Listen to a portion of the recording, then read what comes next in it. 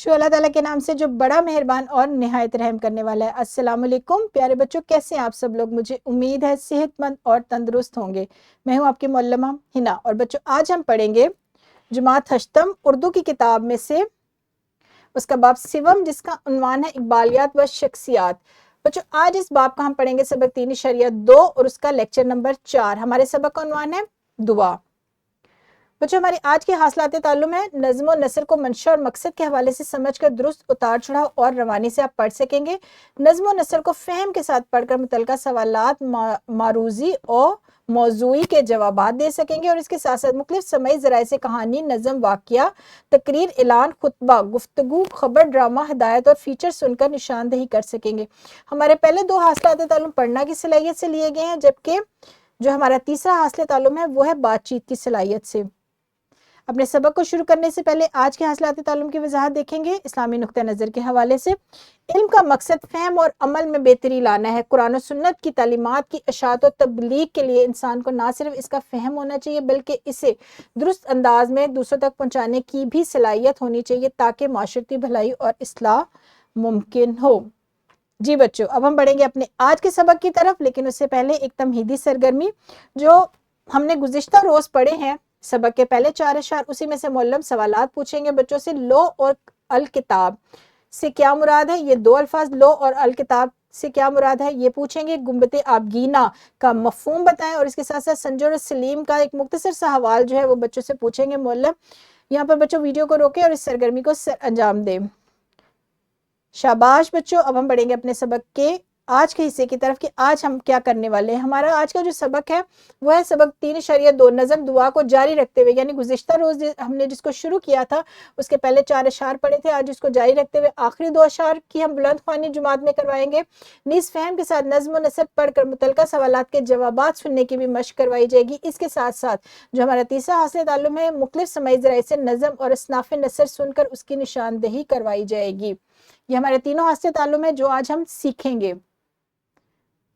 یہ ہمارے سبق کا متن ہے، یعنی آخری 2 اشعار۔ تیری نگاہ ناز سے دونوں مراد پا گئے، عقل غیاب و جستجو، عشق حضور و اضطراب۔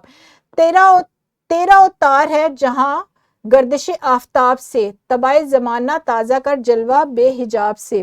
معلم ان اشعار کا مفہوم بتائیں گے۔ جو ہمارا پہلا شعر ہے یعنی ہمارا 5واں شعر ہے، تیری نگاہ ناز سے دونوں مراد پا گئے، عقل غیاب و جستجو، عشق حضور و اضطراب۔ اس میں جو شاعر علامہ اقبال ہے وہ کہہ رہے ہیں کہ یہ آپ نبی کریم صلی اللہ علیہ وآلہ وسلم کا تو فیض ہے کہ عقل اور عشق دونوں اپنی اپنی مراد پا گئے۔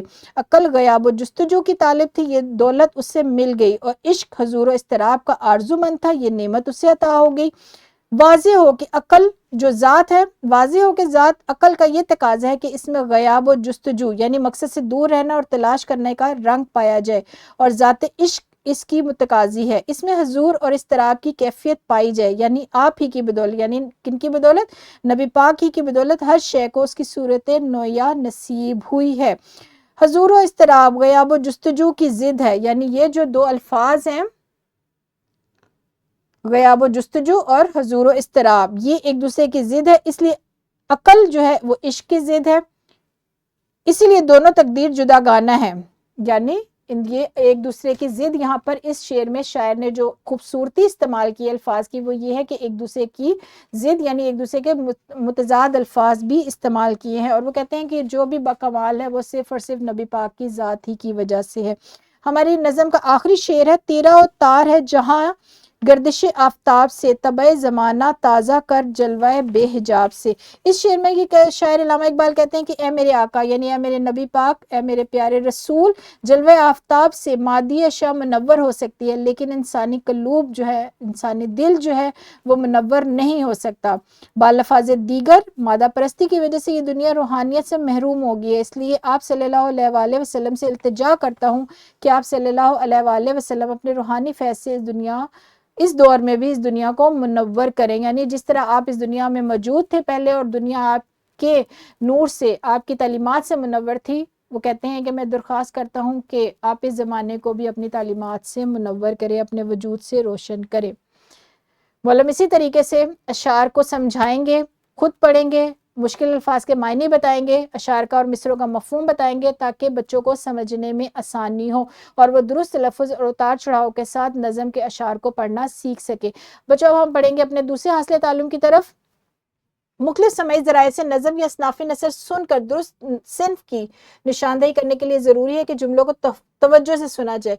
आप किसी चीज़ को तभी सही उसकी निशानदेही कर सकते हैं बच्चों जब आप उसको तवज्जो से सुनेंगे। मवाद किस नौइयत का है, जब आप उस पर तवज्जो देंगे तब आपको पता चलेगा कि मवाद जो है वो किस नौइयत का है और क्या वो मुकालमों की सूरत में है या जुमलों की सूरत। मुकालमा होता है जब दो लोग गुफ्तगू कर रहे होते हैं, बातचीत कर रहे होते हैं, या एक मुकम्मल जुमला जिसमें सिर्फ एक बात बताई जा रही होती, मालूमात दी जा रही होती, या फिर अशार के मिसरों की सूरत में है। ये चीज़ कैसे आपको पता चलेगी? जब उस चीज़ पर आप तवज्जो देंगे, जब तवज्जो से सुनेंगे, और सुनने के बाद ही आप नज़्म और नसर की सिनफ का तायुन कर सकेंगे। क्योंकि हमारा हासिल ताल्लुम भी यही है कि मुख्तलिफ समाई ज़राए से सुनकर आपने क्या करनी है, नज़म और असनाफ़ नसर की निशानदेही करनी है। लेकिन बच्चों, उसके लिए क्या ज़रूरी है?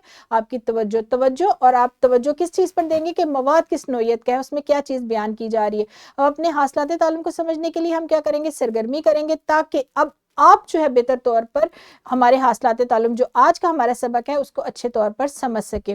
बच्चों, इसके लिए एक सरगर्मी है कि जोड़ों की सूरत में बैठकर जो हमारी नज़म दुआ है, बच्चे उसको उतार चढ़ाव के साथ, आप दो साथी बैठे होंगे और उतार चढ़ाव और रवानी के साथ पढ़कर एक दूसरे को सुनाएंगे। और साथ साथ आपने ये भी बयान करना है कि नज़म अल्लामा इकबाल ने किस तनाज़र में, तनाज़र होता है मंजर, यानी किस मंजर में लिखी है, क्या चीज़ उसमें बयान की, और ये आपको नज़म के अशार का मफहूम बताते हुए बताई गई है कि ये नज़म अल्लामा इकबाल ने किस तनाज़र में लिखी है। इसके साथ साथ बच्चों, आप एक दूसरी सरगर्मी भी करेंगे कि मौलम या मौलमा तलबा को एक एक करके अपने पास बुलाएंगे और उनको नमूने के तौर पर कोई 3 असनाफ़े सुखन पढ़कर सुनाएंगे।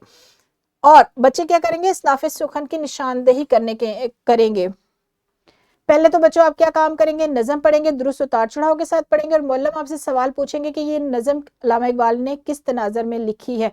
और आपने क्या करना है, जोड़ों की सूरत में बैठकर आपने एक अपने साथी को नज़म के अशार सुनाने हैं। और उसके बाद मौलम बारी बारी हर तालिब इल्म को अपने पास बुलाएंगे और उनको कुछ पढ़कर सुनाएंगे। असनाफ़े सुखन हो गए, नज़म हो सकती है।